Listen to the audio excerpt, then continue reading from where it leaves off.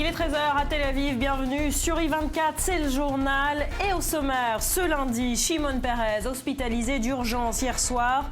L'ancien président israélien âgé de 92 ans souffre de douleurs à la poitrine et d'une arythmie, quelques jours à peine après sa dernière sortie de l'hôpital. Israël, toujours l'incitation à la violence à la télévision palestinienne au cœur de l'actualité. C'est en regardant la propagande à la télé que l'adolescent qui a poignardé à mort une mère de famille a décidé de passer à l'acte. Le détail dans ce journal. Et puis François Hollande, engagé dans une semaine folle, il revêt son costume de VRP de la France, objectif Rafale en Inde et ça marche. Signature, il y a moins d'une heure, objectif Airbus avec l'Iran, vendre l'industrie française, c'est ça aussi le rôle du chef de l'État. Et puis, ce testament macabre des terroristes de Paris, nouvelle vidéo choc signée Daesh. Ils signalent même leur prochaine cible, la ville de Londres. François Hollande a réagi. Enfin, la situation à Calais avec des manifs et des contre-manifs. La tension entre population et migrants reste à son comble. Xavier Bertrand est attendu sur place pour une réunion de crise. 8 personnes sont jugées en comparution immédiate ce lundi après les débordements du week-end. Merci d'être avec nous sur I24. C'est donc sa deuxième hospitalisation en moins de 2 semaines. Hier soir, Shimon Peres a été transporté d'urgence à l'hôpital Shiba après de nouvelles douleurs à la poitrine. Il est maintenu ce lundi en observation. Sur place, les précisions de Maël Benoliel. Oui, plus de peur que de mal pour l'ex-président israélien Shimon Peres, qui a été hospitalisé hier soir à la suite de douleurs à la poitrine et d'une légère arythmie. Et c'est donc par précaution qu'il a passé la nuit en observation à l'hôpital de Shiva près de Tel HaShomer, non loin de Tel Aviv, et pour y faire des analyses sur les conseils de son médecin personnel et gendre, Rafi Walden. Alors l'homme de 92 ans aujourd'hui va bien, il a même voulu rentrer chez lui dès hier soir. Cela étant dit, c'est la deuxième fois en 2 semaines que le prix Nobel de la paix est hospitalisé. Après avoir souffert de problèmes cardiovasculaires, il avait subi le 14 janvier dernier une intervention chirurgicale bénigne pour une constriction artérielle. Il était sorti mardi dernier après y avoir passé 5 jours. Le 9e président de l'État hébreu devrait sortir aujourd'hui même de l'hôpital après cette nuit passée en observation. Voilà pour l'état de santé de Shimon Peres. Et on reste en Israël où le mauvais temps persiste. Ce lundi, une importante tempête a frappé le pays. Alors depuis hier, de la pluie, des rafales de vent de plus de 80 km/h et des chutes de neige dans le nord du pays. Les services de santé et la Croix-Rouge israélienne se sont préparés pour des situations d'urgence. À Jérusalem, dans la capitale, en revanche, on attend les premiers vrais flocons. Sur place, on retrouve Daniel Haïk. La neige attendue sur Jérusalem se fait désirer. Bien entendu, de nombreux Israéliens, en particulier parmi les plus jeunes, s'attendaient à ce que la capitale soit recouverte ce matin d'un manteau de neige. Eh bien, ils ont été déçus. Pour l'instant, il n'y a que de la pluie. La neige est attendue en fin de journée, probablement dans le courant de la nuit. Et même là, la météorologie nationale annonce qu'il ne s'agira que de précipitations relativement modestes. Il faut s'attendre peut-être à 3, 4 ou 5 cm de neige demain au réveil. Donc une tempête de moindre envergure, bien entendu, par rapport à celle qui a frappé il y a quelques jours les États-Unis, la côte est des États-Unis, une tempête aux dimensions, on va dire, israéliennes. Mais les responsables de la municipalité de Jérusalem ont d'ores et déjà pris leurs dispositions pour que des chasse-neige puissent déblayer les chutes de neige qui sont attendues dans le courant de la nuit et que la circulation puisse se poursuivre, en particulier sur l'autoroute qui relie Jérusalem à Tel Aviv, afin d'éviter que ne se reproduisent des scènes que l'on avait pu constater lors de la mémorable tempête de neige de décembre 2013, lorsque plusieurs centaines d'automobilistes avaient été bloqués à l'entrée de la capitale. Donc ici à Jérusalem, on attend toujours la neige pour les prochaines heures. Voilà, le mauvais temps, en tout cas, ne décourage pas les terroristes à poursuivre les violences. Nouvel attentat hier soir dans l'implantation de Dolev, cette fois en Samarie. Des Palestiniens ont ouvert le feu sur un automobiliste âgé d'une 50aine d'années. Il a été transporté à l'hôpital en état de choc. Et c'est dans ce contexte qu'un élément reste prépondérant dans cette intifada qui dure maintenant depuis près de 5 mois. Il s'agit de l'incitation à la haine, l'appel à la violence qui tourne en boucle sur les télés palestiniennes. C'est d'ailleurs ce qui a poussé cette adolescente de 15 ans à assassiner il y a une semaine une mère de famille. Les précisions de David Klezewski. Les leaders palestiniens à nouveau sous le feu des critiques pour l'incitation à la haine antisémite propagée dans les médias et constatée par plusieurs organisations des droits de l'homme. Les hommes en charge de l'enquête sur le meurtre d'une Israélienne ont affirmé qu'un lien direct a été établi entre le passage à l'acte du terroriste et des contenus violents diffusés sur les ondes de la télévision palestinienne. La semaine dernière, une mère de famille juive de Cisjordanie avait été poignardée à mort face à ses enfants. La vaste chasse à l'homme avait ensuite permis de retrouver Abdullah Adaïs, adolescent de 15 ans. Les services de renseignement intérieur israéliens, connus pour leurs rapports parfois critiques du gouvernement, pointent cette fois du doigt les appels à la violence côté palestinien. Une fois encore, poursuit l'agence, des incitations sauvages à la violence contre l'État d'Israël et les Juifs ont influencé des attaques solitaires. Un peu plus tôt, les autorités israéliennes avaient diffusé une vidéo qui met en parallèle la propagande imagée des nazis pendant la Deuxième Guerre mondiale et celle de certains médias palestiniens qui semblent s'en inspirer. Ces 5 derniers mois ont été marqués par des attaques au couteau ou à la voiture lancées sur des passants. Les terroristes sont souvent neutralisés sur place, mais des responsables palestiniens affirment régulièrement que les assaillants sont abattus de sang-froid et que les couteaux sont ajoutés sur la scène du crime après les attaques, et contrairement à ce que montrent à chaque fois les images. Mathias Inbar, face à ces appels à la violence, est-ce qu'il existe une solution ? Il n'y a quasiment aucune solution et c'est d'abord une question de droit, Barbara, pour expliquer pourquoi Israël ne peut rien faire, parce que Israël n'a toujours pas ou n'a pas annexé cette zone A, c'est-à-dire les territoires contrôlés par l'autorité palestinienne, et donc ne peut imposer un organisme de contrôle télévisuel comme il en existe en Israël. Et donc ces programmes diffusés de radio et de télévision par l'autorité palestinienne sont sans contrôle. Sans contrôle pourquoi ? Parce qu'il est question de shahid, c'est-à-dire littéralement c'est une question de on sanctifie l'acte terroriste, il y a une musique qui est jouée en l'honneur des terroristes et puis le mot finalement de condamnation n'existe pas dans le lexique utilisé par les journalistes et les éditorialistes de la télévision palestinienne. Alors que peut faire Israël ? Finalement uniquement que constater le fait qu'il y a incitation à la haine. Et puis l'autre inconnu finalement de cette équation Barbara, c'est Al-Aqsa TV notamment, cette multitude de chaînes satellitaires. Al-Aqsa TV, c'est la chaîne du Hamas qui diffuse clairement des appels au meurtre de civils israéliens. Alors voilà pour le Hamas. Autre problème, souvent dénoncé par le Premier ministre lui-même, c'est le double langage, cette fois de l'autorité palestinienne. Oui, l'autorité palestinienne qui est dirigée par Mahmoud Abbas. On le sait, il y a également double langage. En anglais, en arabe, on dit qu'il y a une lutte non violente, mais en même temps, l'autorité palestinienne, par exemple, hier, un communiqué qui est sorti du bureau de Mahmoud Abbas qui réfute la thèse avancée par le Shabak, les services secrets intérieurs, selon lesquels l'adolescent de 15 ans a bien été influencé par la télévision palestinienne, l'auteur de la tuerie, de l'acte de l'assassinat de Daphna Meir, cette mère de famille, et puis l'autorité palestinienne qui refuse de ne plus diffuser ce type de vidéo qu'on voit à l'antenne ici. Tout simplement un civil palestinien qui attend sa proie, qui attend un juif orthodoxe et qui va le poignarder. Finalement, c'est ce type de vidéo que dénonce Israël. Merci Mathias. Et puis sur le front sud israélien, nouvelle roquette hier et riposte ensuite cette nuit de l'armée israélienne. Les avions de chasse de l'État hébreu ont frappé des cibles dans le sud et le centre de la bande de Gaza, notamment un centre de formation de la branche armée du Hamas. Il s'agit, selon Tsahal, de la 3e roquette tirée sur Israël depuis le début de l'année. Il est 13h09 sur I24, c'est le journal et l'essentiel de l'actu du jour avec vous, Elsa Mimoun. Bonjour Barbara et bonjour à tous. À la une ce matin, l'Égypte marque le 5e anniversaire de son printemps ayant mis fin au régime de Hosni Moubarak, dans l'indifférence pour certains ou la peur pour d'autres et sous la coupe d'un régime autoritaire qui a interdit tout rassemblement à cette occasion.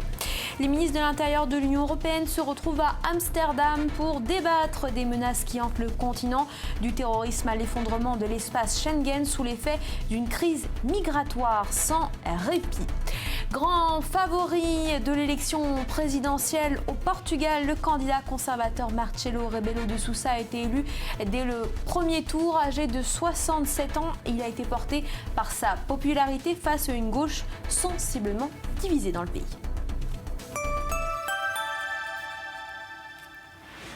Merci Elsa, on jette tout de suite un coup d'œil à la météo de ce lundi.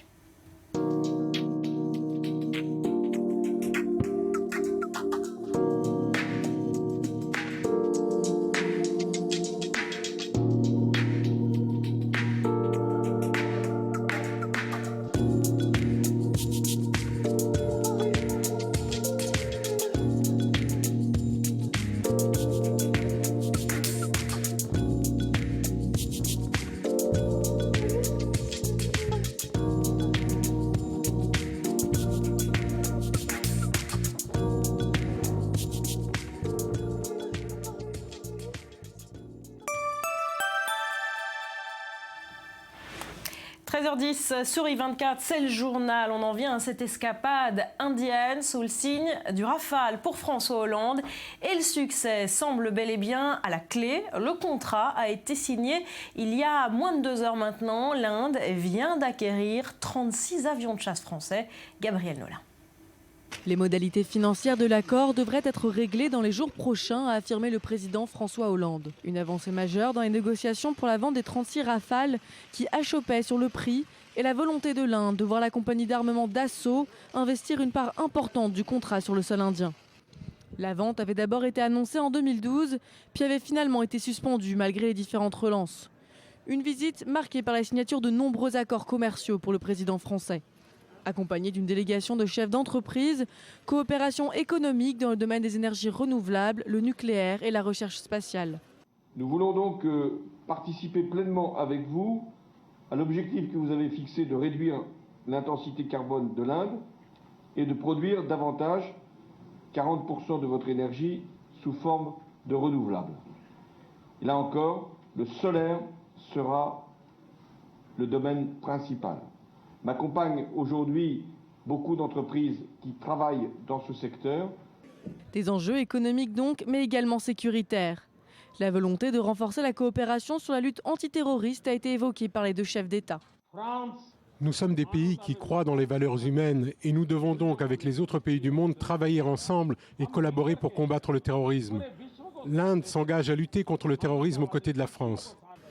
L'Inde et la France sont 2 grands pays qui portent des valeurs, des principes et qui peuvent être à un moment attaqués parce que justement nous sommes des représentations de la liberté. Et aujourd'hui même, il y a des menaces qui pèsent sur nos 2 pays, sur la France, et nous devons faire face. Et c'est ce que nous allons une fois encore décider, en renforçant notre partenariat stratégique. Cette visite de 3 jours se conclura mardi avec la participation de François Hollande à la parade du Republic Day. Il avait été invité par le Premier ministre indien par solidarité à la suite des attentats du 13 novembre. Alors précisément, François Hollande a donc revêtu son costume de VRP de la France. Cette semaine, l'économie et la diplomatie font bon ménage ces jours-ci. Vendre l'industrie française, c'est ça aussi le rôle du chef de l'État. On voit ça avec vous, Jonathan Citruc du Service Éco, et ça semble marcher pour François Hollande avec donc tout d'abord la signature de ce contrat sur les Rafales. Oui, Paris et New Delhi ont donc conclu un accord intergouvernemental pour la vente de 36 Rafales à l'Inde. Il reste encore du travail, notamment les aspects financiers qui n'ont pas encore été traités. Les 2 pays doivent s'entendre sur un prix qui devrait se situer entre 6 et 10 milliards d'euros. Et ensuite, il faudra conclure un accord commercial donc avec Dassault, l'avionneur qui construit ces Rafales. Alors, par ailleurs, François Hollande a annoncé plusieurs partenariats dans le domaine de l'énergie, des transports, du développement durable de façon générale. Et les 2 pays veulent renforcer leurs relations économiques. Sur les 5 dernières années, les sociétés françaises ont investi en Inde plus d'1 milliard de dollars par an. Sur les 5 prochaines années, l'objectif est de doubler ce chiffre pour atteindre 10 milliards milliards de dollars d'ici fin 2020. Résultat, New Delhi va pouvoir profiter de Paris pour accélérer son développement.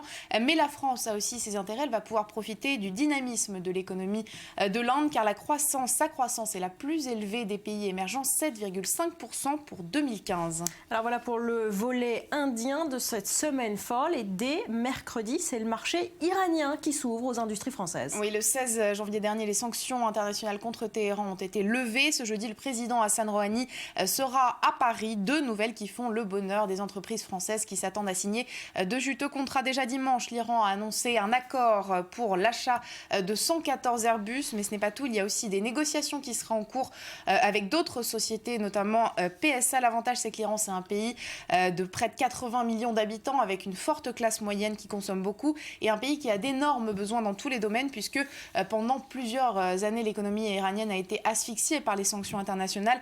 L'inconvénient, c'est que les entreprises françaises ne sont pas seules sur ce coup.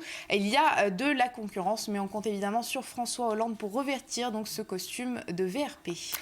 Voilà pour ces précisions. Johanna Citruc du service Éco, merci. On en vient à ce testament macabre à présent, testament des terroristes de Paris. Nouvelle vidéo choc signée Daesh. Ils signalent même leur prochaine cible, la ville de Londres. François Hollande a réagi. Les précisions de Gabriel Nolin. Le titre de cette nouvelle vidéo de Daesh, « Tuez-les où que vous les rencontriez ». L'organisation de l'État islamique menace la France et les autres pays participant à la coalition contre Daesh en Syrie. Le cerveau des attentats du 13 novembre, Abdelhamid Abaoud, y prend notamment la parole. Si vous envoyez des avions de chasse pour venir bombarder les musulmans, sachez que l'État islamique vous envoie des chasseurs soif de sang de mécréants. Des chasseurs qui n'auront aucun répit pour vous égorger. Scènes d'exécution sommaire, de décapitation et hymnes appelant au djihad, mais aussi images d'archives faisant référence aux attaques terroristes de Paris. Dans cette vidéo, Daesh présente les terroristes responsables des attentats du 13 novembre. Mais ils ne sont que 9, 4 Belges, 3 Français et 2 Irakiens. Le complice présumé, Salah Abdeslam, qui a réussi à s'enfuir en Belgique au lendemain des attentats, n'est pas mentionné. Ces 9 terroristes djihadistes étaient déjà cités dans le dernier numéro de la revue de propagande d'Abik. L'Angleterre est aussi spécifiquement visée dans la vidéo. Son Premier ministre, David Cameron, est directement menacé. François Hollande, actuellement en visite en Inde, a tenu à réagir et à affirmer que la France ne céderait pas aux menaces des terroristes. Rien ne nous effraiera. Aucune menace ne fera douter la France de ce qu'elle a à faire pour le combat contre le terrorisme. Et si j'ai pris des mesures pour prolonger l'état d'urgence, c'est bien parce que je sais que cette menace est là, mais que nous ne céderons en rien, ni sur les moyens de défendre notre pays, ni sur les libertés. Et ces images ne font que disqualifier les auteurs de ces crimes. Merci. Quelques heures auparavant, Bernard Cazeneuve, le ministre de l'Intérieur, avait précisé le nombre d'attentats déjoués ces derniers mois sur le sol français. Nous avons depuis le printemps dernier déjoué 6 attentats, dont un certain nombre étaient commandités par ceux qui nous ont frappés le 13 novembre, les mêmes acteurs. L'état d'urgence a été utile. Une déclaration importante à l'heure où la prolongation de l'état d'urgence fait débat dans l'Hexagone. Une maire excédée, un président de région sur place pour une réunion de crise et un riverain qui sort son fusil pour se protéger des manifestants. Rien ne va plus. À Calais, la tension reste à son comble. Ce lundi encore, les migrants sont coincés sur place et la ville suffoque. Lise Barenbaum. 8 comparutions immédiates, c'est le résultat des événements de Calais. 6 migrants de nationalité afghane, soudanaise et érythréenne et 2 militants altermondialistes seront jugés lundi pour être montés illégalement sur un ferry à Calais. Ils sont poursuivis pour infraction au code des transports et s'exposent à une amende de 3 750 € et 6 mois de prison. Ils ont forcé le passage avec un objectif, monter à bord du ferry en partance pour l'Angleterre. 50 migrants ont réussi. Les forces de l'ordre ont dû fermer temporairement l'accès au port pour les évacuer. Samedi dans la journée, ils étaient aussi 2000 manifestants venus de plusieurs pays européens pour réclamer des conditions d'accueil dignes pour les migrants. Pendant la manifestation, dans l'entrée d'un immeuble, un habitant de Calais, habitué des manifestations anti-migrants, a brandi un fusil à billes, mettant en joue brièvement les manifestants. Le rassemblement a été organisé par les No Borders, un mouvement d'ultra-gauche qui réclame l'abolition des frontières et la libre circulation des personnes. Le groupe est également à l'origine d'un tag Nique la France, apposé pendant le rassemblement sur la statue du général de Gaulle et d'Yvonne de Gaulle, érigée dans le centre-ville. Autre manifestation hier à Calais, 2000 personnes ont défilé dans les rues à l'appel des commerçants et des professionnels du port pour soutenir les emplois locaux. Le gouvernement a peut-être peur des ONG, il a peut-être peur du regard de la presse nationale, il a peut-être peur à des recours. Il n'empêche que nous avons le droit aussi de vivre comme toute collectivité, avec notre part d'humanité, mais aussi avec notre part de fermeté que je réclame à corps et à cri. Devant cette flambée de violence, la maire de Calais sera reçue par Bernard Cazeneuve le 3 février prochain. Alors, face à cette crise à Calais, quelle solution ? 4000 migrants sont toujours coincés sur place, avec le rêve de rejoindre l'Angleterre. Alors, la clé se trouve peut-être à Londres. David Cameron serait-il prêt à leur ouvrir les portes ? À Londres, justement, on retrouve Ashley Chevalier. Face à la pression, David Cameron pourrait lâcher du lest sur la question des migrants. L'Angleterre pourrait accueillir 3000 enfants réfugiés non accompagnés. De plus, le Premier ministre est en train d'étudier cette proposition et une décision pourrait être rendue dans les prochains jours. Déjà l'an dernier, David Cameron avait annoncé l'accueil de 20 000 réfugiés syriens d'ici 2020 au Royaume-Uni. Mais depuis plusieurs mois, on lui reproche de ne pas en faire assez. Vous savez, l'opinion publique est en train de changer peu à peu. Ici, de nombreux reportages ont été diffusés sur les conditions de vie des migrants dans la jungle de Calais et les Britanniques sont de plus en plus choqués. La jungle de Calais qui est également devenue un enjeu politique en quelque sorte. Les représentants des partis politiques de tous bords s'y rendent régulièrement pour se faire leur propre idée de la situation. Et le dernier en date, c'était Jeremy Corbyn, le chef de l'opposition britannique qui a déploré samedi des conditions de vie épouvantables et qui a demandé au gouvernement britannique de prendre en compte les dossiers de chaque migrant qui voudrait rejoindre l'Angleterre depuis la jungle de Calais. Seule solution selon lui pour que cette jungle de Calais puisse fermer. Voilà, et autre élément à retenir dans ce dossier, c'est le chiffre du jour. 43. 43, c'est le nombre de réfugiés qui doivent arriver ce lundi en Loire-Atlantique. Au total, 30 Syriens, 10 Irakiens et 3 Érythréens. Un chiffre qui peut sembler dérisoire. Face à l'ampleur de la crise, ils font pourtant partie du premier quota de solidarité signé entre les différents pays de l'Union européenne. Cet automne, la France s'est donnée pour objectif d'accueillir 30 000 réfugiés sur 2 ans, mais une centaine à peine sont arrivés depuis le mois de septembre. Dans les autres États membres de l'Union, le système de relocalisation européen peine là aussi à se mettre en place. C'est la question du jour. Quel code du travail Robert Badinter a remis sa copie ce lundi à Manuel Valls. Il ne devrait pas toucher aux grands acquis comme le SMIC et le CDI. La face est donc sauvée, mais le temps de travail, les 35 heures, devrait se voir modifié. Jonathan Serrero. Rendre la législation plus lisible et favoriser l'emploi, c'est l'objectif du futur Code du travail rédigé par la mission Badinter. Constituée au mois de novembre dernier par le Premier ministre Manuel Valls, cette mission des sages s'est attelée à dégager les principes juridiques les plus importants. L'instigateur de l'abolition de la peine de mort a ainsi proposé de faire passer le Code du travail de 8000 à 50 articles, articulés autour de 8 grands principes. Les droits fondamentaux, la formation et l'exécution, la rupture, la discipline, la durée de travail, la rémunération, les litiges du travail et la défense des intérêts du salarié.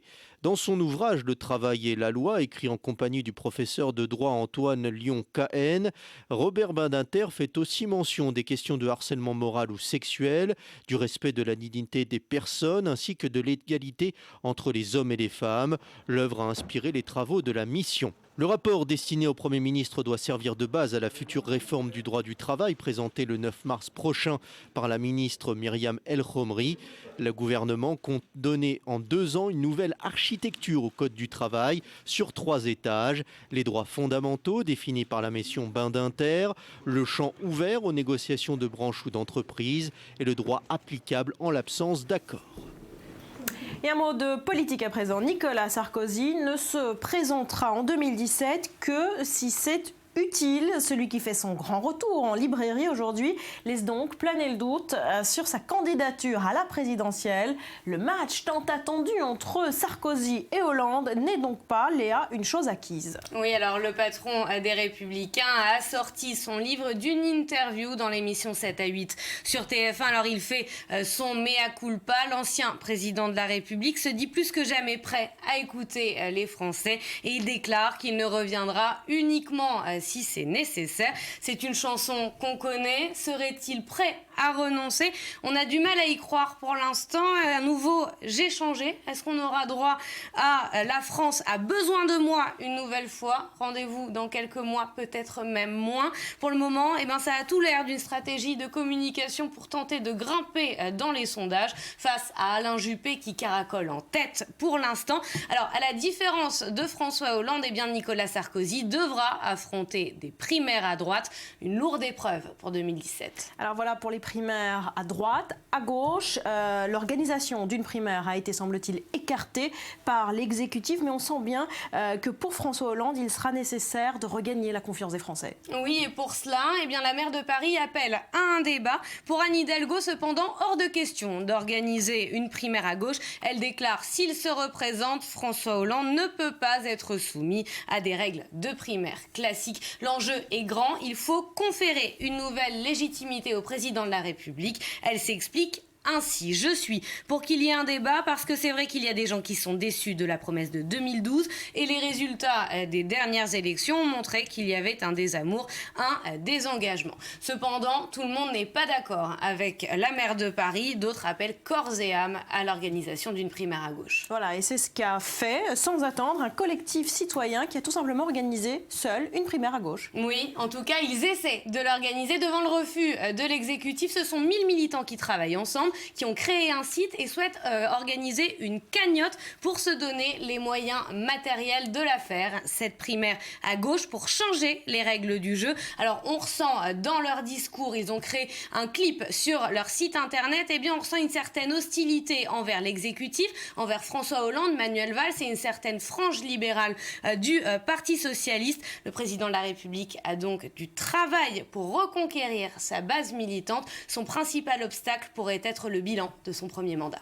Merci pour ces précisions. Voilà, et on va se quitter pour 4 petites minutes. Avant cela, ces images qui nous viennent des États-Unis, le calme après la tempête. C'est ce qu'espèrent les Américains ce matin. Les déblayeuses, on va peut-être les voir, ont commencé leur travail sur toute la côte Est. Voilà, et le bilan de cette tempête, je vous le rappelle, est 28 morts. À suivre dans 4 petites minutes, l'histoire du jour, celle d'une bague de fiançailles. Restez avec nous.